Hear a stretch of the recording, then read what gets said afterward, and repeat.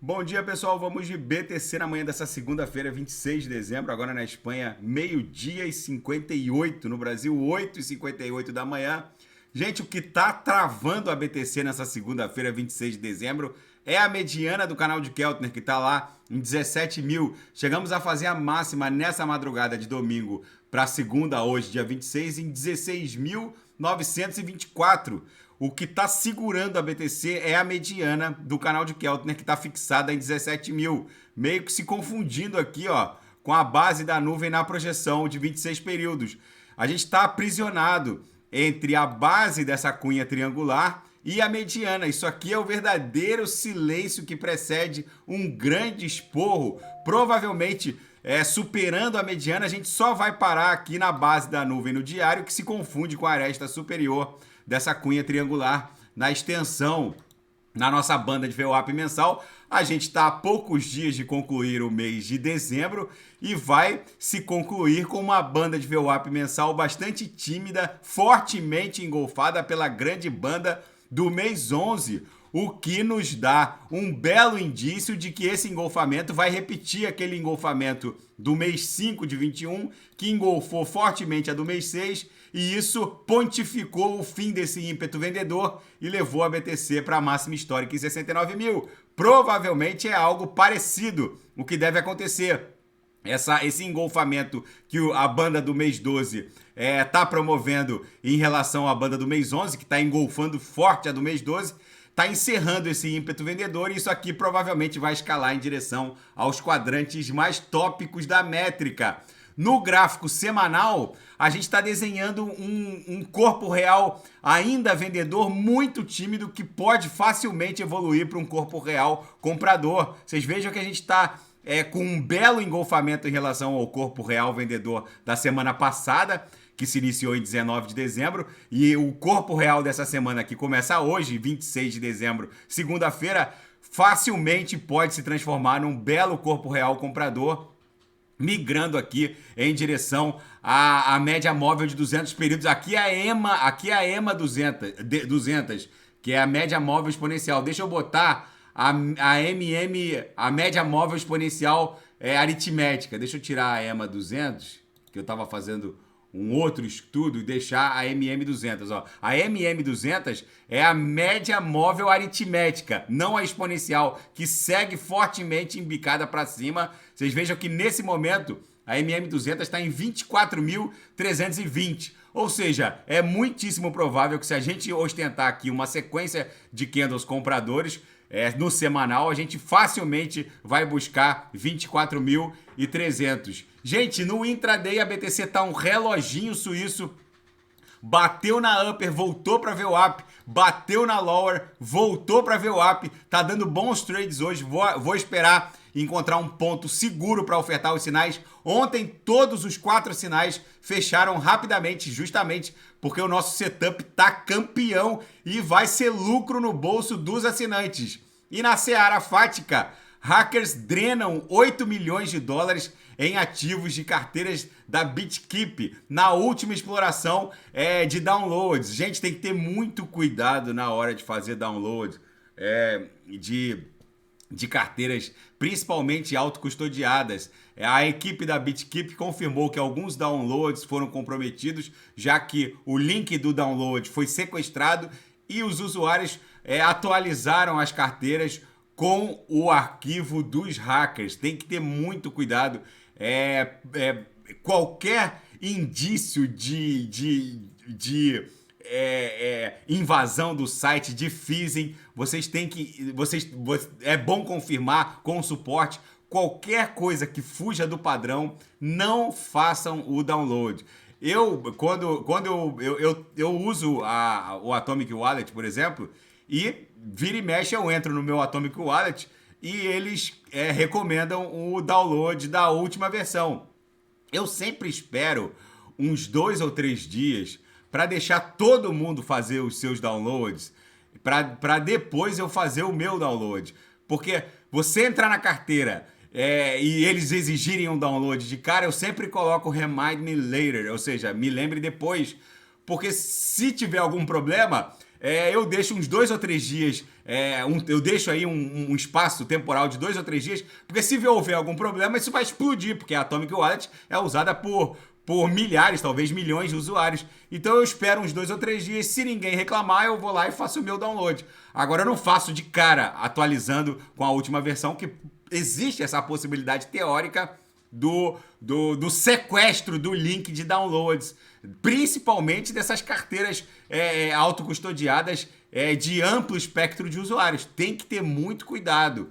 E atualizando aqui o processo da Ripple versus SEC, gente, o processo está maduro para julgamento. Ambas as partes, a SEC, o órgão regulador norte-americano, e a Ripple, que é dona do código-fonte da XRP, já apresentaram as suas alegações finais e agora só falta mesmo a sentença a ser prolatada pelo órgão julgador. E o número de endereços válidos na Binance Smart Chain ultrapassou o da Ethereum.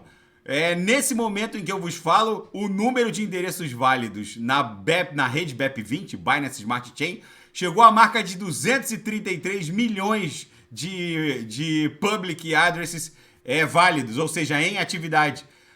Ao passo que a ETH está em 217,3 milhões. Ou seja, ultrapassou a Ethereum, já que com aquela guerra de gás, até hoje a ETH sofre com a guerra de gás. Se a gente colocar o valor do gás hoje na rede ETH, vamos ver quanto é que está o gás.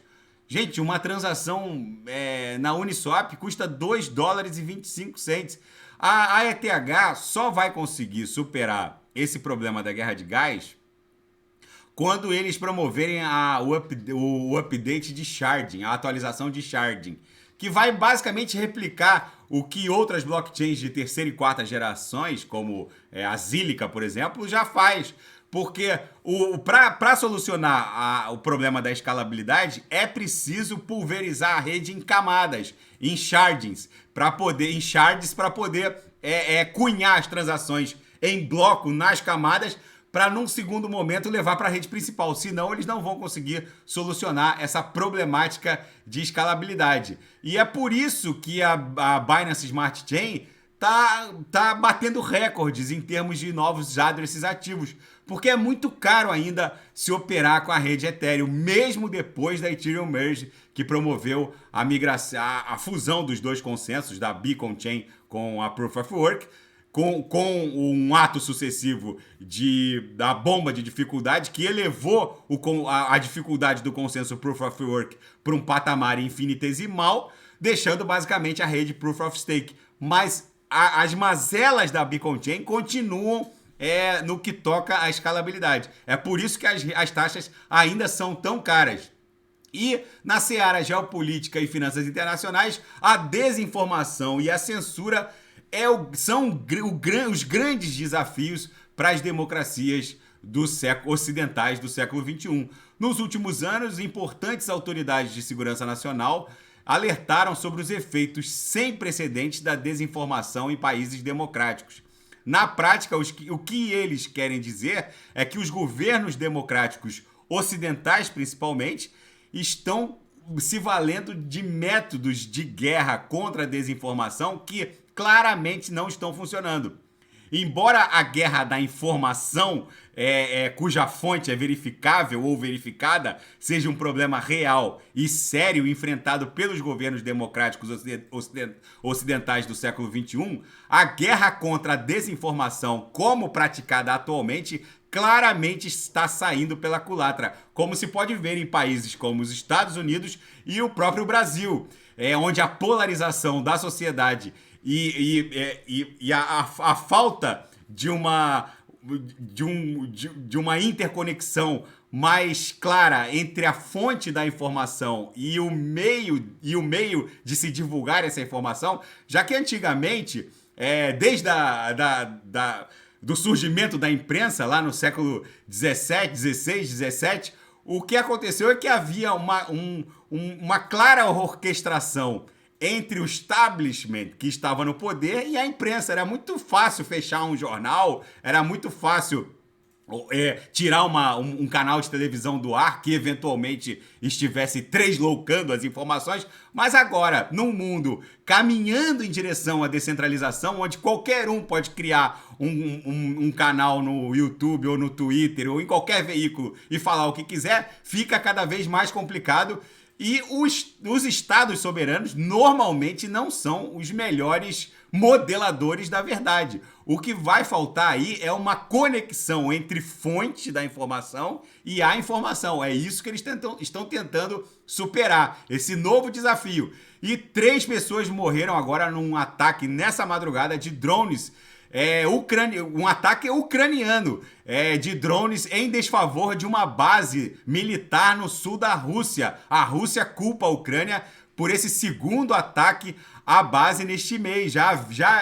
Essa mesma base já tinha sido objeto de um ataque no começo de dezembro. Vamos ver se a Rússia não vai retaliar. O fato é que na noite de Natal, a Rússia promoveu um ataque na cidade de Kherson e matou 10 pessoas. Agora a Ucrânia devolveu com esse ataque a essa base militar no sul da Rússia. Vamos ver como isso vai se desdobrar. E a Covid está se espalhando rapidamente na China e a ausência de relatórios oficiais deixa o mundo se perguntando sobre a extensão desse surto.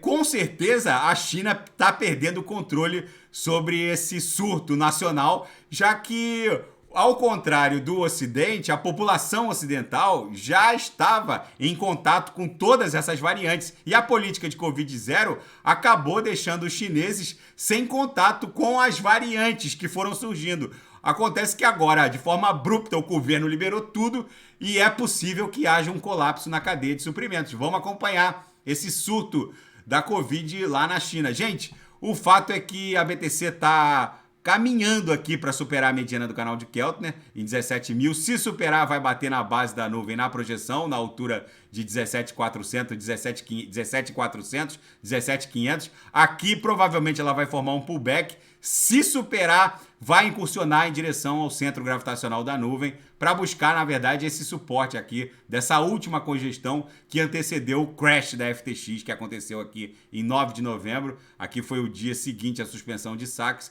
onde a gente acabou criando essa figura triangular acumulacional. Daqui a pouco eu volto com ADA, XRP, Shiba Inu, e quem quiser sugerir alguma análise é só colocar nas mensagens abaixo. Grande abraço, até daqui a pouco.